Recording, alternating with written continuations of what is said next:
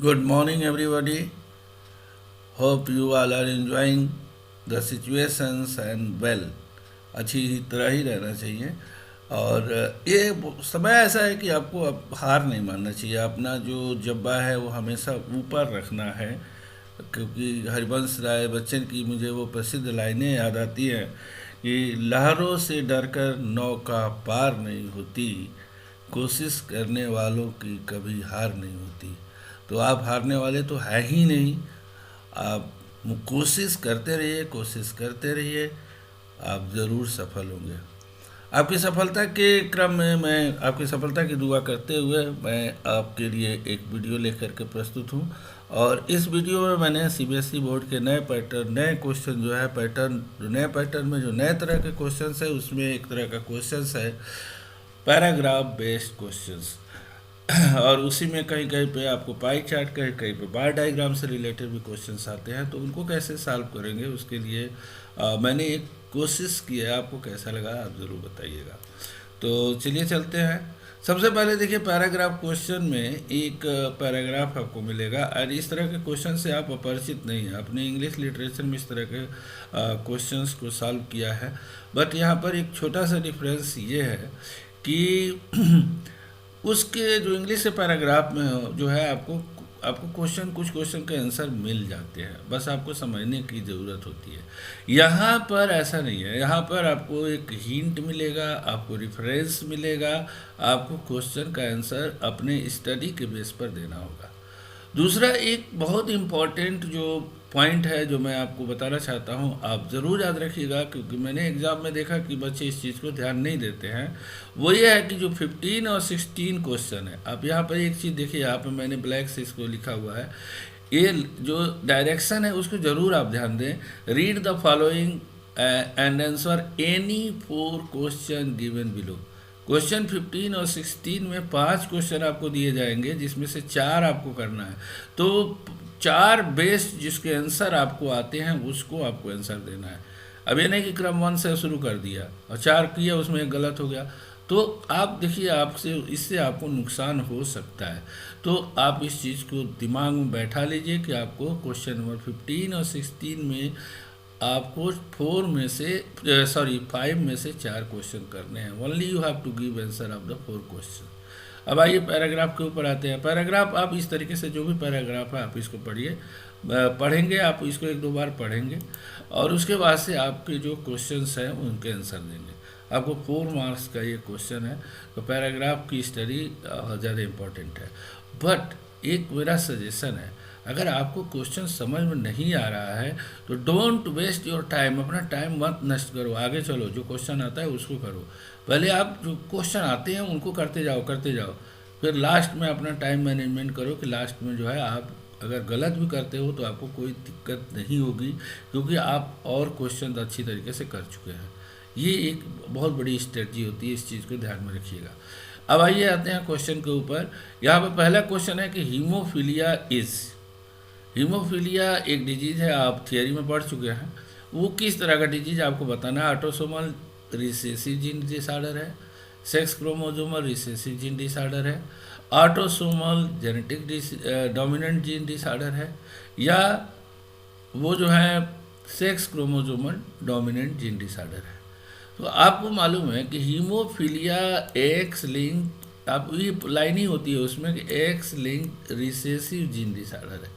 यानी जो है अगर इसका मतलब ये हुआ कि अगर ये किसी, जैसे फीमेल है, फीमेल में जब तक दोनों एक्स के ऊपर जीन मौजूद न हो तब तक फीमेल में वो डिजीज नहीं हो सकती है।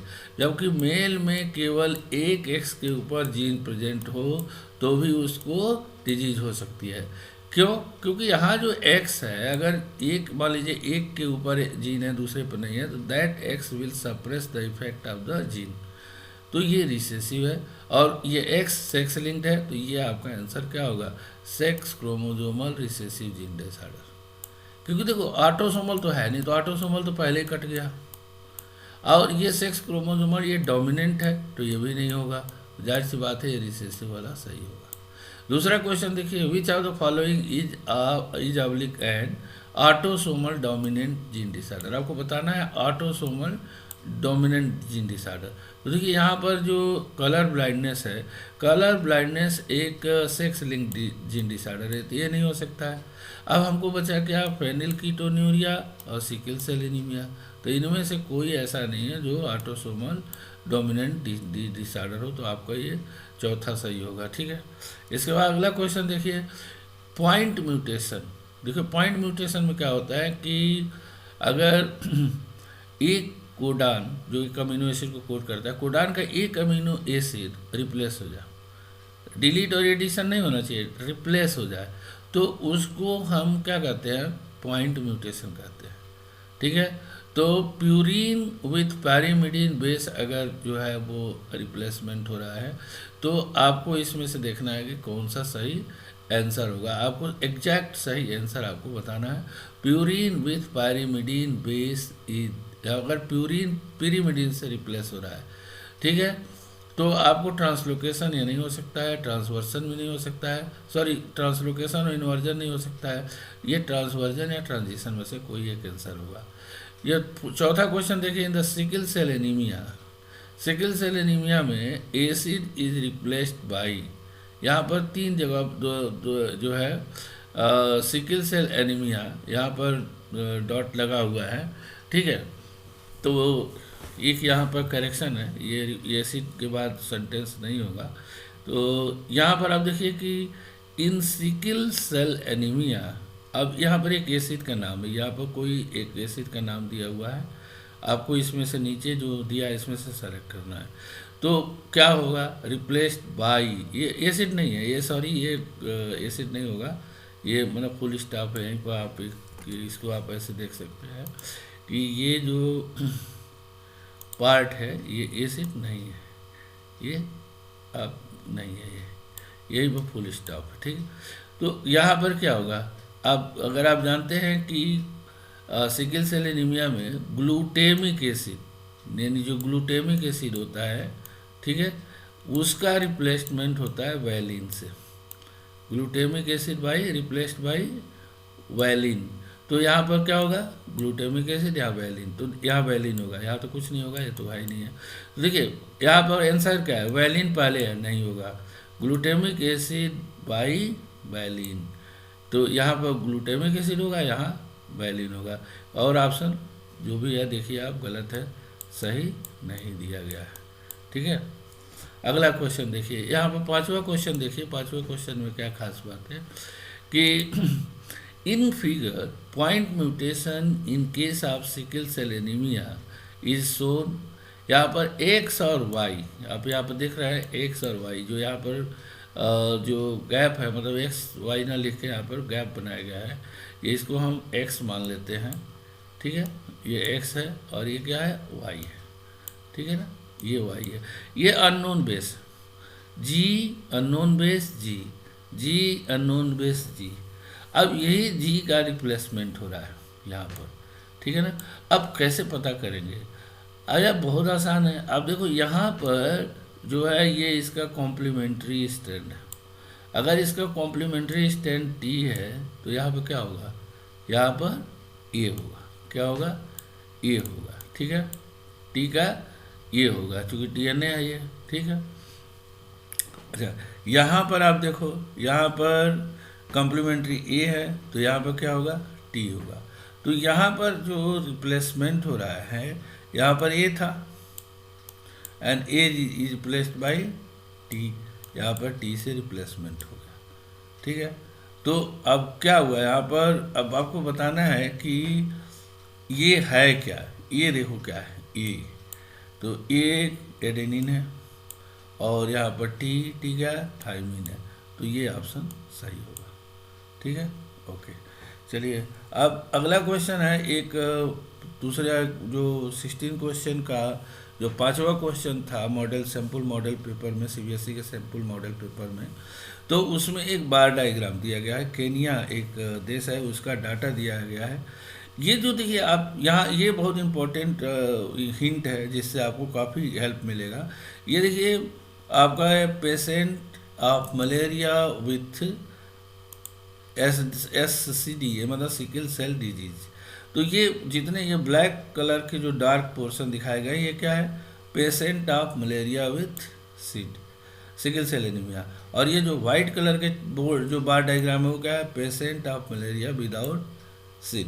तो आप अगर ईयर वाइज ईयर देखें 98 में, 99 में, 2000, 2001, 2002, 2003, 4 एंड 5 में, तो यहाँ पर ये एक ही ईयर में ये ब्लैक वाला क्या शो कर रहा है, patient of malaria with sickle cell disease, और ये वाइट वाला क्या शो कर रहा है, patient of malaria without sickle cell disease. तो sickle without sickle cell malarial patient की संख्या कितना है, 12,233। वहीं malaria with sickle cell disease only 11 है। अब दूसरे ईयर में देखिए यहाँ पर 8 है, यहाँ पर 2523 है, यहाँ 11 है। यानी अगर सबको देखा जाए तो मैक्सिमम जो मलेरियल पेशेंट हैं विथ सिकल सेल एनीमिया में सिकल सेल डिजीज वो 19 से ज़्यादा नहीं है, कहीं भी किसी भी आप ग्राफ में देख लीजिए। वहीं पर patient of malaria without sickle cell disease की संख्या बहुत ज़्यादा है, ऑलमोस्ट सब में ऑलमोस्ट आपको 1000 से ऊपर मिल रहा है। ठीक है, तो ये एक आपके सामने डाटा है। दूसरी चीज़ आप पैटर्न को देखिए तो 98 में ज़्यादातर पेशेंट यहाँ पर आपको ये ग्राफ धीरे धीरे धीरे धीरे धीरे धीरे आप नीचे चलता जा रहा है, यानी धीरे धीरे मलेरियल जो डिजीज जो पेशेंट है उनकी संख्या चाहे वो विदाउट सीड हो या विथ सीड हो क्या हुआ है, घटती जा रही है। ये चार्ट से एनालिसिस के बाद ये पता चल रहा है। ठीक है, अब आपको यहाँ पर एक क्वेश्चन का आंसर देना है। क्वेश्चन क्या है कि the following statement are drawn as conclusion from the above data. जो डाटा आपने देखा उसके बेस पर ये 4 कंक्लूजन आपके सामने दिए गए हैं। पहला कंक्लूजन है कि patient with sickle cell disease, ठीक है, are less likely to be infected with malaria. यानी जो व्यक्ति सिकल सेल डिजीज से पीड़ित है, यानी सिकल सेल एनीमिक जो पर्सन है उसको मलेरिया कम हो रहा है। ठीक है ना, मलेरिया कम हो रहा है, ये सही है, इसमें कोई डाउट नहीं है, सही है। ऐसा कारण क्या है, एक कारण भी मैं आपको एक्सप्लेन कर दूँ यहाँ पे। इस सिकल सेल एनीमिया जो पर्सन होता है उसके अंदर जो आरबीसी होती है वो सिकल शेप होती है, ठीक है ना, सिकल शेप ऐसे होती है। ठीक है, और ऐसी इस सेल में जो मलेरियल पैरासाइट है वो सर्वाइव नहीं कर पाते हैं, तो इसलिए जो सिकल सेल एनीमिक पर्सन हो तो उसमें मलेरिया कम होती है। तो ये एक स्टेटमेंट सही है। अब दूसरा स्टेटमेंट देखिए, patient with sickle cell disease are more likely to be infected with malaria. अब इन दोनों स्टेटमेंट में से कोई एक ही सही हो सकता है। भाई देखिए, सिकल सेल एनीमिया का जो व्यक्ति है वो उसको मलेरिया ज़्यादा हो सकती है, लेस हो सकती है या मोर हो सकती है, दोनों में से कोई एक सही होगा। तो जब आपको मालूम है कि ये सही है तो ये गलत हो गया। अब दूसरा देखिए, over the year the percentage of people infected with malaria has been decreasing. तो अगर आप पैटर्न को देखिए तो जो मलेरिया के जो मलेरिया डिजीज से पीड़ित व्यक्तियों की संख्या है वो धीरे धीरे धीरे धीरे धीरे धीरे क्या हो रही है, कम होती जा रही है। ठीक है ना, तो ये तीसरा स्टेटमेंट आपको सही है। यहाँ पर ये आप स्टेटमेंट देख सकते हो कि ये जो स्टेटमेंट है वो सही है। ठीक है ना, ये तीसरा स्टेटमेंट।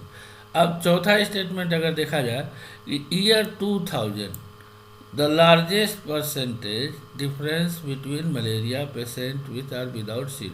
अब यहाँ पर तो सबका परसेंटेज निकालना पड़ेगा, तो परसेंटेज निकालने की जरूरत नहीं है, एक आइडिया लगा लीजिए। आप देखिए यहाँ 11 है, ये 1233 में से वो 11 है, ये 2523 में 8 है, तो यहाँ तो और ज़्यादा डिफरेंस है। और 2000 में देखिए यहाँ 2316 में 11 है, तो सबसे ज़्यादा डिफरेंस तो यहाँ है, यहाँ तो है ही नहीं। इसी तरह से आप यहाँ पर देखेंगे तो यहाँ भी ज़्यादा है इससे।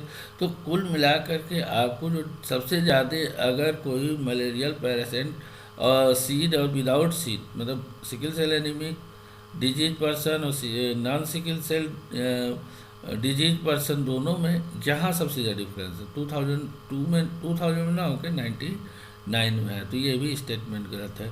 तो इस तरीके से आप देखेंगे कि जो पहला और तीसरा स्टेटमेंट है वो सही था।